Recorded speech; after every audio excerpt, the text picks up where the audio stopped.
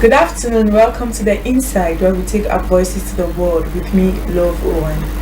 Entrepreneurs make the world so beautiful. They bring out so much with the so little they're being given.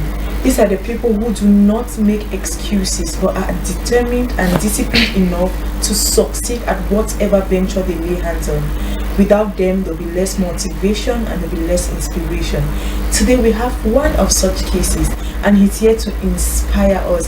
Here with me is Mr. Yannick Bende, and he's going to tell us all that we need to learn, or all that he has for us on this program. You're welcome, sir. Thank you for joining us on this edition of the program.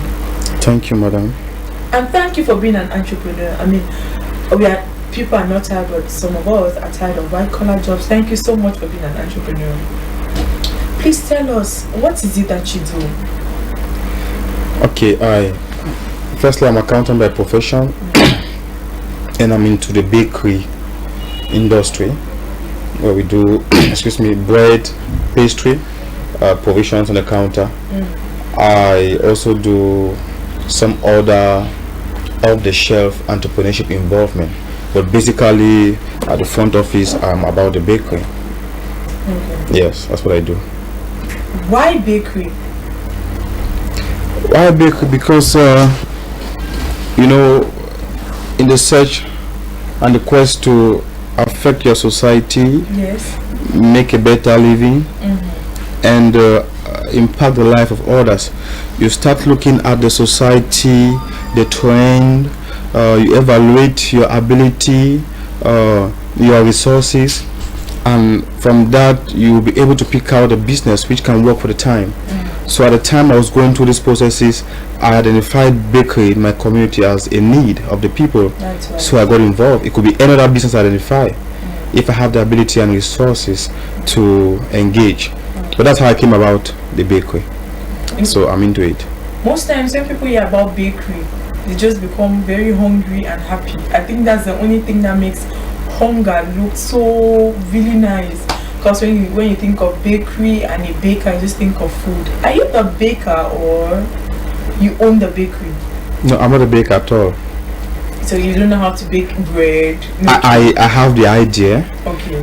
I'm just the proprietor of it, the owner. But there are people who are in charge, who are specialized in doing the baking, Yes. be it bread or pastry. Yes. For purpose of information, most people do not know the difference between the products or the goods in a bakery. Which one is bread? Which one is pastry? Please enlighten us.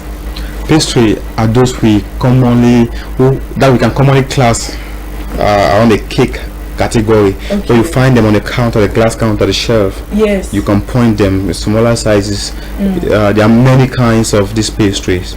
Yeah, bread now is the ordinary bread we know, which is found on the counter at the back of the girls who sell. Yes. And there are different kinds of bread too. That arrangement, I'm wondering, is it in a book? Is it a bylaw, or bakers just arrange bakeries like that? There's always a counter in front with glass and you can see pastries, and there's always bread. Why is it always like that? If you know a little about marketing, display is a very core aspect in selling. Okay. So you must display things which are compatible. So bread, the size, the shape is not compatible with the pastry. If you mix them together, the beauty will not be there. Yes. So you must put it separately from the pastry. It's just a kind of marketing concept. Okay. Now with food, sanitary conditions are very important. Yes. How sanitary is your bakery, or are your bakeries? That is very important, because it's a place where you get fast food. You pick it and you eat. So sanitation and hygiene is very primordial. From the looks of the environment, the display room, the shop, from the floor to the ceiling must be good, clean. And the people who sell, the sales girls who sell to, must be presentable, Yeah, that's must be clean. and apply some other hygienic conditions or requirement. Like for instance, they will put some kind of net on their hair to avoid hair from falling into and the they won't use your hands okay. to pick the bread or pastry. You must use some other thing so that you avoid direct contact with your hand whatsoever. The most annoying thing about a bakery is having stale food. For example, sugar balls which has been overnight and is already strong, or bread which is not crispy. How do you do, or what do you do to ensure that the quantity which is baked goes out, to make sure that pastry or bread doesn't slip over? Okay, you kind of, or even if it slips over, it's not as hard as it is in most bakeries. okay, it starts from, firstly you can avoid them slipping over. Yes. Some will not, some will slip. Now what will happen is, it starts from the baking process. You understand? There are some products, if you don't bake them, putting the right ingredients, doing the right mixture, they get bad very easily. But if you do it well, the probability of it staying a little longer than a day. Okay. You understand? But generally, there are certain kind of pastry that will last just a day or two maximum. Some may take up to 3 days. It depends on the pastry, the way they are made, their nature originally. You understand? But over years too, you must have been able to amass some good experience on the trend of the demand of the different pastries. You know, this one goes out faster, this one is slow, so you do quantities that match their demands. But if a product has a lifespan of a day or two, after that you must take them off the shelf. That's a loss. As simple as that. So that you don't How have often to do you make that kind of loss? It's on a daily basis. If you produce 2 days ago and today's the third day and the product is still there on the counter, you don't argue it, you just take it away. That's all. But if you control your production, basically you minimize the loss greatly. You spoke about years. For how long have you been operating, or how long have you had your bakeries? 2014 to now. Okay. Let's talk about your competition. Okay. Obviously, before you started, you met so fully functioning bakeries in the city of Bende. Yes. And they've already grounded the place, and yes, and people are used to those bakeries. Was it easy for you setting up yours and getting clients as easily? It is never easy. It is never easy. But however, some factors, there's what we call marketing P's. Understand? Like the place where you locate is a P, the product you offer, the promotion you do, the price you set. So I had to manipulate all of those P's to be able to locate myself in the market and own a market share. So I strategically and critically look at locations. So once I pick a good location, it's an advantage already, no matter the number of competitors who are on ground. But on the other hand, if you used to excuse me, listen to Donald Trump when he speak, he will tell you he will prefer a not so good location with smart personnel than a good location with dumb personnel. So besides the location, how you combine the other marketing elements you have at your disposal matters to get the share of the market. Yes. Have you ever had an unsatisfied customer who has been unsatisfied repeatedly? No, we don't permit that. If a customer is unsatisfied by a particular sales, if it happens, it could be that it did not reach us at the management level. But once we get it, immediately we must go into it and do something. There are times customers will call over the phone, because you have my number. Yes. They have access to it. They call, I was not well treated by this sales personnel, or this or that. When the customer calls me, immediately I drop the call and call back to make sure I'm the one who should bear the cost of the call. Then now we try to fix it up, and later on call back the person to say thank you for informing us. It's very important. A feedback to what you do is very important for you to evaluate yourself and make adjustments so that you can offer better services. Looking at Limber, the population is more inclined to catering or white collar jobs, and most of us are students. Most of the people in Limber are students. How was it for you getting bakers? Okay, talking about that, you like I said, you must be able to evaluate yourself.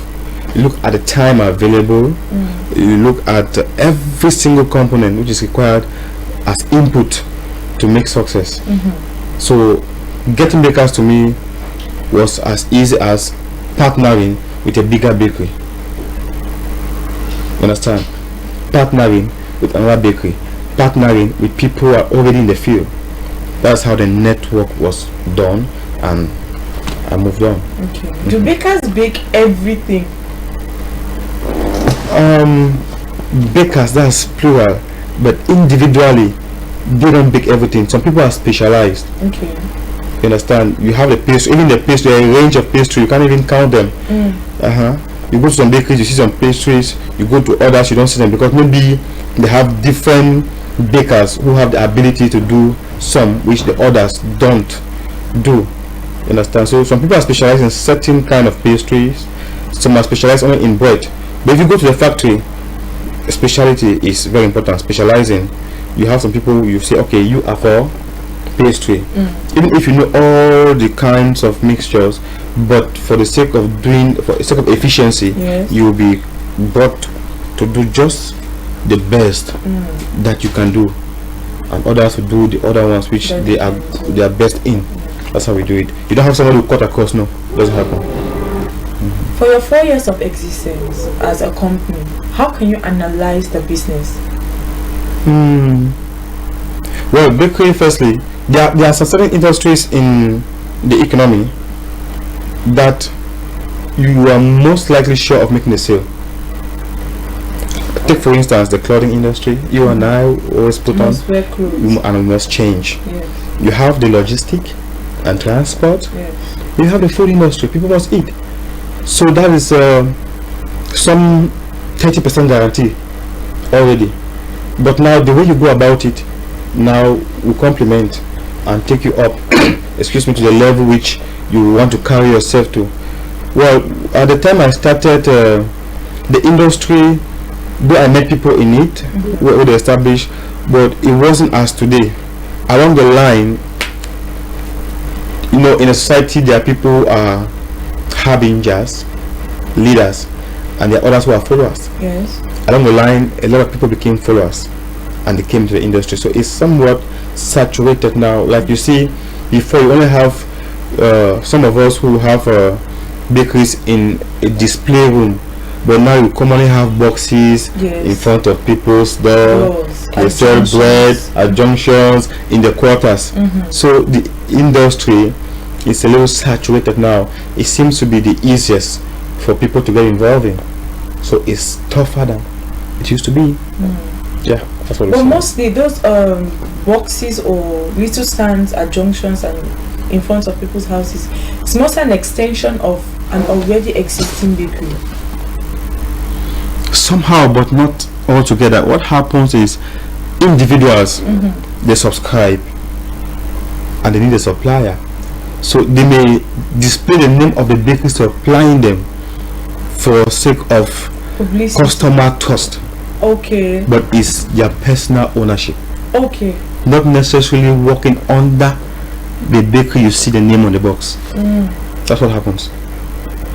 The name, an established name counts. It does. It does. So that's what they basically do. But don't you think of doing the same so that your bakery goes further? When you are at a certain level of operation, going down there brings unnecessary cost. If you have to weigh the benefits, the gains, and the cost, so it's better for individuals to do them. I even tried to do it, but I realized that it's taking me off the track what I really want to do. I don't want to, in fact, I trivialize those things. I don't want to go into those small things again. I just want to be mean. But I'm happy the society has been impacted by what we started, and now they follow. At least, though it must have affected our own share of the market, But we don't have to be greedy.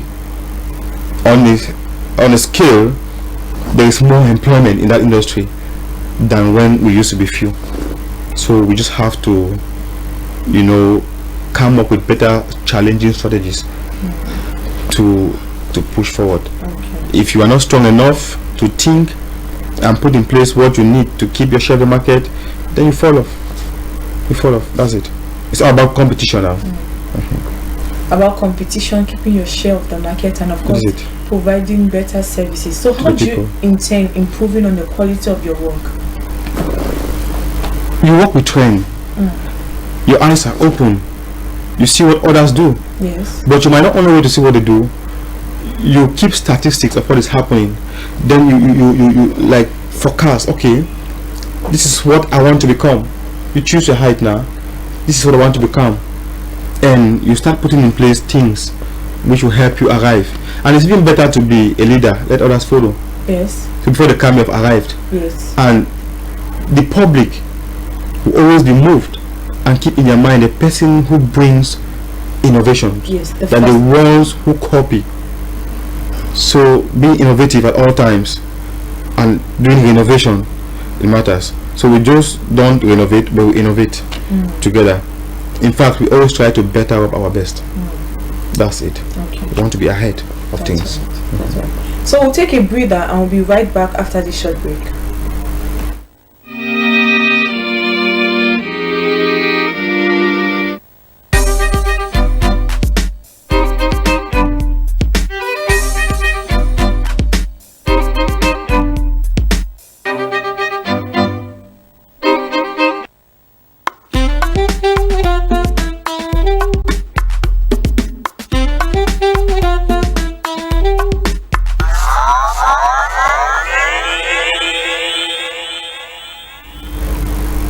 Welcome back to the Insight with me, Love Owen, and we're still on entrepreneurship. Mr. Yannick, aside of owning a bakery, what other things do you do as an entrepreneur? Other kinds of businesses I'm involved in? Yes. Okay. My business registration permits me to do supplies and jobbing. Okay. And jobbing in the context of the Cameroon legal system could be anything. Just anything. Any kind of contract. Please excuse me. Yes. If I get that authorization, I could move wood, supply irons, whatever I want to do. Jobbing is just all engulfing. Whatever. It's jobbing. Does that not as far as it is not illegal? Yes, if it's not illegal. Yes. Does it not make you a jack of all trades? For example, some people, if they have license to just operate, oh my goodness, I want to move rigs, I want to move clothing, I want to do just everything. Does it not derail you? How do you keep your focus? See, it depends on your ability. And firstly, entrepreneurship does not mean man alone. You understand? Okay. To be a good entrepreneur, you must be able to show leadership qualities. That is, you should be able to, like, a leader is just someone who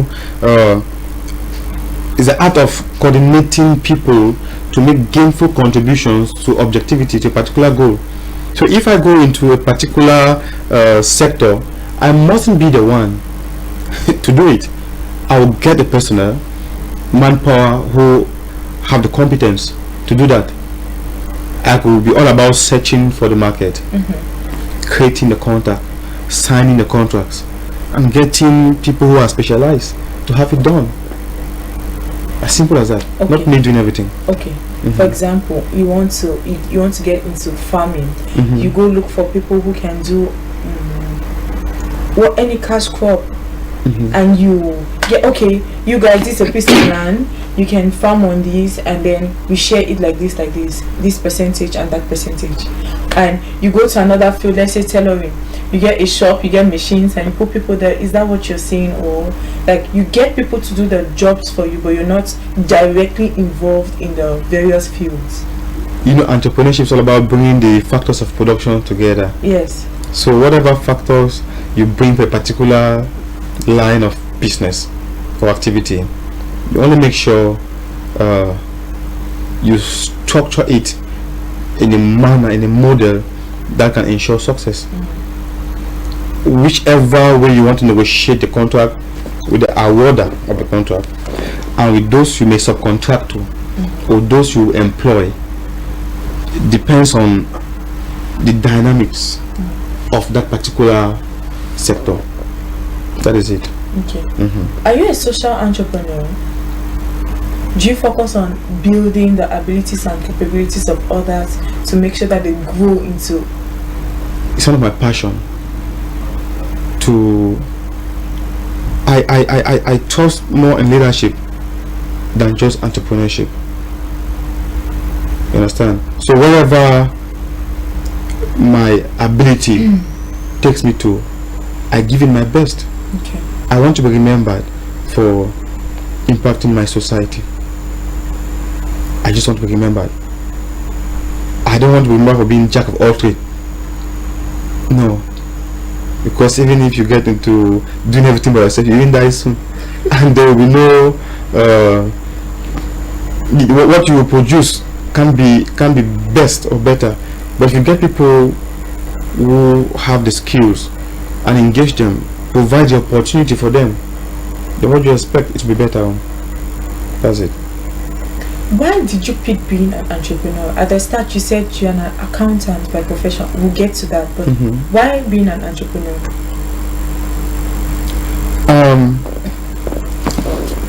An entrepreneur is because I listen to other models, big business people in the world. You can, like Donald Trump, like the owner of Microsoft, Yes. Dangote, the ones who owns Uber, a lot of them. When you listen to them giving motivational talks, it tells you to live a better life, to be rich. It's not all about being an employee, Yes. but it's about being an entrepreneur. And it's in me, it lives in me. It makes me happy and happier to be, because as an employee you might not be able to affect the life of others and impact your society the way a leader, an entrepreneur will do. That's right. Yes, as an employee you are limited by the policies, the personnel, the regulations of the entity you work for. But as an entrepreneur you are open to collect from wherever, make the best combination and impact the society. Someone once said being an employee is like being in school. You have just a sphere in which you can operate. It cages you, but being an entrepreneur, you are open to new ideas. Everything. How do you generate new ideas? You see that gold now, Yes. for gold to become what we know it to be, from the raw material stage it was to a finished product that glitters, it goes through the challenge of fire. So at times one of the ways you get inspired is by the challenge or challenges that you are faced with. It pushes you to think, it pushes you to go out of the box.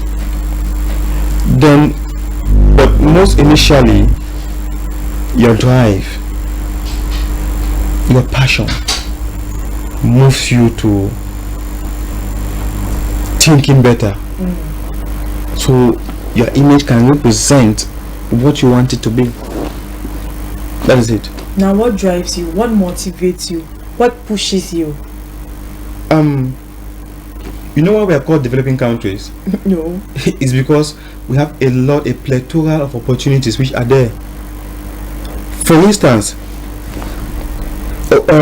locating and running a small shop newly here in our country, Cameroon or Africa at large, is much more easier than locating a small room to do a shop in the developed world. That's what I mean. Yes. So when I look at Africa, we just have a lot of opportunities if you have the eyes to see. So that's my drive. We are in a society that offers a lot of unexploited opportunities. to impact our society and make it better. So my drive is the opportunities which are unexploited, commonly unexploited in our society. People don't see. Most often, a lot of people just think about falling bush, just walking. They don't want challenge. But I think facing bigger challenges gives you higher rewards. Now, how do you feel, or what's your first thought when you see youths who have strength, they have time, they have all the resources it takes, and they continuously pass over these many opportunities that you say it's common in the African societies? I will link you this time around to the Bible.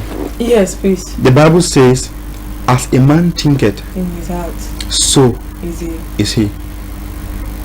What they do is what they think. If you don't think entrepreneurship, you don't think doing things on your own, then you certainly pass over. You smash them and pass. You won't discover these are opportunities for you. But I think entrepreneurship. yes, I think impacting the society. I think the several unexploited opportunities which are lying in my community. So because I think about it, they live in me, and each time I see it, I identify it, and I just go pick it if I can. do you think the notion or the common thing now, traveling abroad, really kills Africa? Oh, let me narrow it down. Okay. We're talking about Cameroon. Let's come to our country. Do you think it kills Cameroonians? It's a little complicated. Or let me just simplify it. Some people actually leave well-established jobs here in the country, and they travel abroad, where they may go and don't even get that same kind of job. Certainly. They get very trivial jobs and things that are a little belittling. Well, I don't know. You know, some people are just excited. You get me? Yes. Some people are really excited to be what we commonly call bush faller. They want to be out there, they want to travel, they want to live in the developed world and enjoy what is already put in place. Okay. They feel themselves putting it in place is stressful, so let them go and enjoy what has been put in place. So it's all about your passion. Okay. Yes. So if it makes them happy, fine, but we need to develop our society.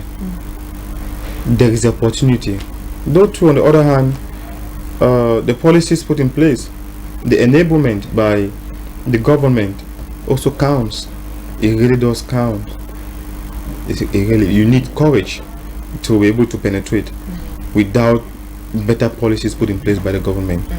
So the government policies too may contribute to them only thinking about traveling abroad to do the little jobs for the white man. That's it. If you're giving 3 minutes of your test, okay, Mr. Yannick Bende, you have 3 minutes to talk to these students who are they are graduating right now out of the university. What will you tell them in 3 minutes? I will tell them that charity begins at home, and there is no place like home. So, and the society can only be built by us. There is no other person. They should look at what they have in their hands, what they have in their head. It's up to something. It can really bring good, and they should not despise the days of little beginning. They should consider not only working somewhere, but also consider being self-employed. But not just to think about self-employment as owning small roadside businesses, but think about being entrepreneurs. Yes. But someone who brings the factors together and make it go to a larger scale. They should accept challenge. They should not like shy away Okay. from challenges. And even if you are employed to work, be a leader in that function which you have been given, because it counts. Don't think the country at large gets better only when people at certain level make it better. But what you do in that small office of yours, it counts. It really does count. If you're a cashier to count money, do it well. If you're a driver for a company, do it well. Think how to be innovative in that particular domain which you have been given. It contributes to the whole. There's no other way around. Yes. That's what I'll tell them. I was so inspired, I was just nodding. So now, you spoke about starting with what is in your hand. To be an entrepreneur, do you need physical cash? Do you need money? Is money the first thing you need? The first thing is idea. Okay. Think first what you want to do. And just don't be a follower. Just don't find something people do and you see them prospering in it and you choose to do that. But look from within what is really your passion, what you really can do. Assess your competence and ability. If something is your passion and you don't have what it takes now, like in terms of competence, you can always improve your competence, because now the world is a global village. Even on internet you can study without necessarily being admitted to a school for online studies. There are a lot of materials on internet. You can go read, study. If you think, for instance, journalism is your passion, Yes. and you want to become a freelance journalist or writing little stories on pages of magazines, Yes. you go study what it's all about. You read and you practice and start doing it. It works. It does work. So you first check on what you want to do. The idea first matters. You get it now? What you have in your mind. It's not all about what is there. You think about what you have in your mind. Yes. Then you analyze, okay, what is it going to take? How do I get it? And start from somewhere. That is it. Yes. Most times when you ask people that, how do I start? How should I start? They say start by starting. How do you start by starting? Okay. I think that's a need in our society. Forums, maybe on TV or radio, and live, like in a seminar, workshops, where you can teach people how to go about things in a very practical manner. Because when you tell somebody who is just out of university, just start by starting, it feels like you are just telling them. You just put them in a darker pit. Yes, they don't it's just get vague. it. Yes. At times, counseling may matter. Understand? Yes. I don't know if you can say entrepreneurship counseling. Just like in school, you have counselors. If students have difficulties, they go to the counselors who will counsel them, even advise them on doing their timetable for examination preparation. So at times, if you can have the opportunity where you can counsel people who are eager to become entrepreneurs, you talk to them, know what they can do, then they tell you the options of things they want to get involved in. You counsel them and show them a very direct way to start, because I can't say this is the ideal way to start. It depends on what you want to do. Trust me. Yes. Someone tells you this is the ideal way to start, I don't think it may work in every single case. So when you know this is what you want to do, the starting point and the way to start for that particular aspect is different from the others. One of the things I aim to do is like an investment factory. What do I mean? Where you have monies, or you can call people who are interested to invest. They are ready, they stand by. Then now you call for youths who have projects in their hands, ideas which they have written, to come like for a competition. They write, then you have a small panel that will look over it. Now the best and most feasible project for the time, you see, you get now your own experts. They evaluate it, you get investors into it, then get the person who bought the idea and the project to head it. But he is That's coach with others. You realize that it will be like an investment term Yes. where you get people. There are a lot of people with talents, with projects in their hands, A lot. in the quarters, But no money. but no money or nobody to really guide them. You get it. So the person who has idea, and this one has money without idea, and is ready to invest in an idea that is lucrative.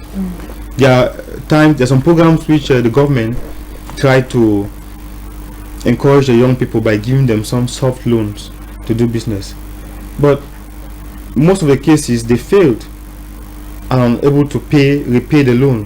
Why is that? Because they just brought an idea, they are not well trained, they are not well guided, and they go into it and fail. Yeah, everybody can start up a business, not Yes, everybody can sustain it. So we need to like do something to help young entrepreneurs in the society, because from university you have the knowledge but the experience is not there. That's right. And at times we need guidance. So I think the government should consider, not only the government but some of us who can align like I do in my thinking, do like a think tank, an investment factory, bring people who have projects, evaluate them with professionals, get people who have money to invest. Like I know there are a lot of our brothers in the diaspora who are very willing to do business here in Cameroon, but they don't have someone trustworthy enough and they don't even know what to do. So if we can form like a synergy where they can pass to us and invest under very rigorous conditions to make sure that it works, then that could be fine for our society. But then that platform is so beautiful, like many people will need it. But there is this little factor. Sometimes some people pitch their ideas or they carry their projects and they say, oh, this is my project, I want to do this, and the people who have the funds actually use the upper hand and steal those projects without giving the brain behind it anything, and you cannot prove that that's your project. In that case, you're right. But someone like me, who I can say will stand in the case to moderate, you contact lawyers, Yes. the legal minds, Yes. and other social entrepreneurs who can contribute to making a standard. For instance, before someone brings in a project proposal, they may have to register it. You get it? They may have to register it, so they know that they are the ones who gave this project. And if they see you doing this thing without them, they can sue you. But if in case there's a coincidence, two people bring the same project, you may have to consult them and tell them, inform them that okay, the both of you have brought the same kind of project, and this is how we think we can negotiate to go about it, if that is the project which is chosen for the time. That is it. There must be an all-round protection. Okay. It's not a kind of one-way thing. Okay. That's it. Mr. Yannick Bende is an accountant by profession. We'll come back after this short break and we'll learn about that. Please come back with us.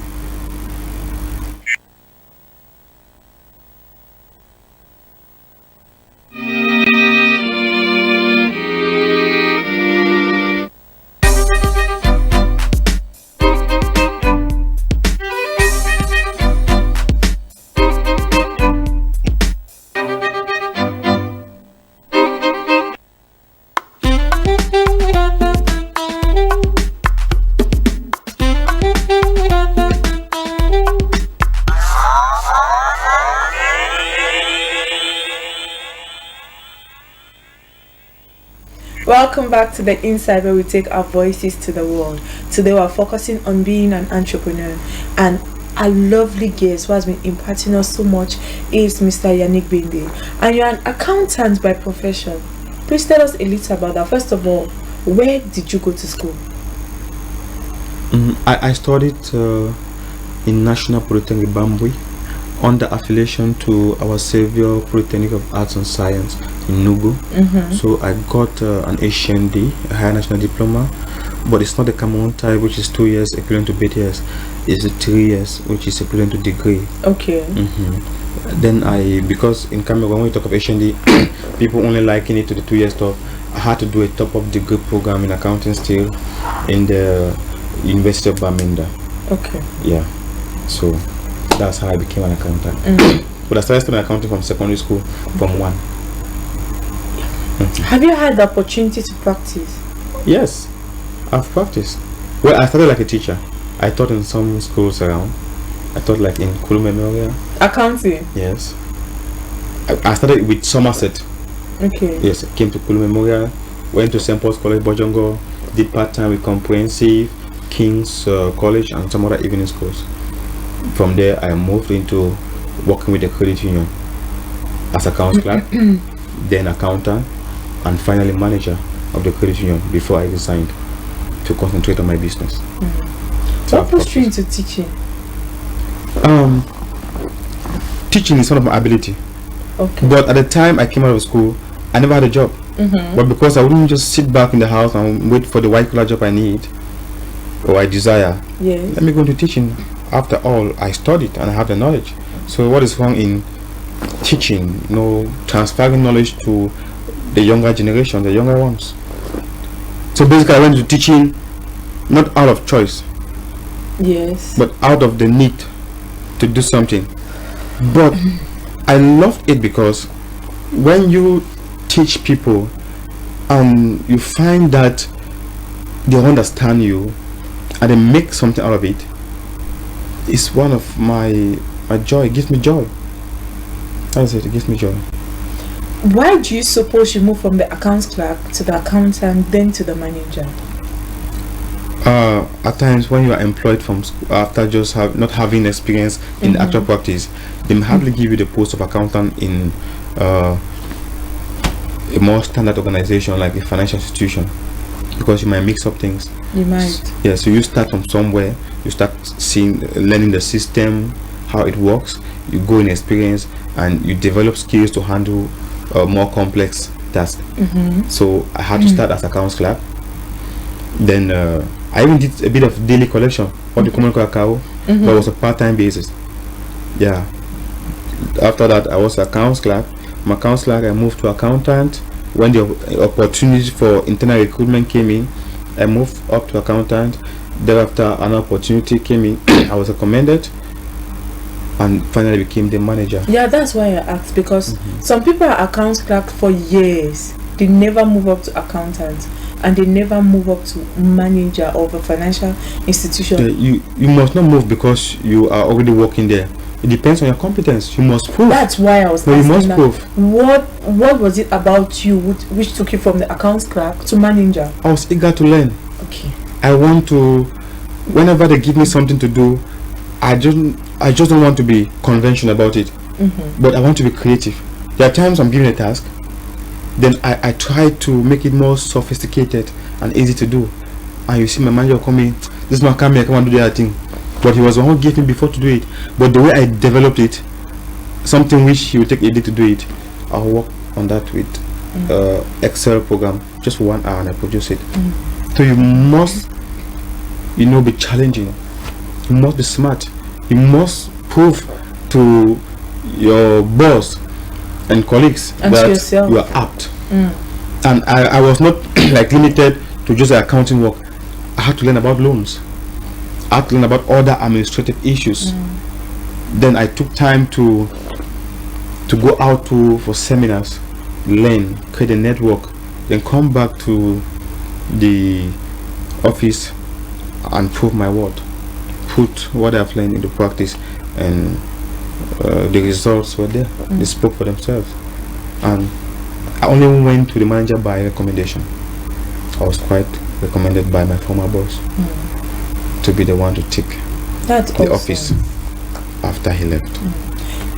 Did you own the bakery at the same time you were manager?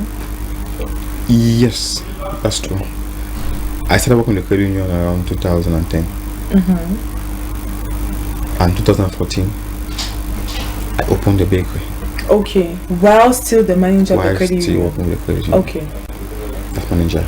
Then, I finally resigned 2017. How was it? Was it difficult managing both? Like I told you, you mustn't be the one to do it. You employ people who are competent. Okay. Give them the tools they need. Empower them. Then only request reports from which you make judgment and take decisions to help the functioning of the business. I will not leave a work I'm paid for to go and do my personal thing, then I receive a salary. No, so somebody must be empowered to do it. But unlike before, I'm there now too. But I'm not limited to bakery because I want to move with other things. That's awesome. Thank you so much for coming. Thank you for your time. Thank you so much. You're welcome. Today we've learned to take on challenges. When challenges come, we shouldn't squint, but should take them head on. That is how Mr. Yannick Bende made his success, and I think if we apply the same principles, we will do as well. And networking is so important. Empower yourself. Attend seminars, go for trainings, meet people. Know that you don't have to do everything by yourself. You can empower others, and they do that for you. Thank you so much for joining us on this edition of the program. Please watch the rebroadcast today at 10 p.m. and see you live tomorrow at 2 p.m. This is The Insight with me, Love Owen.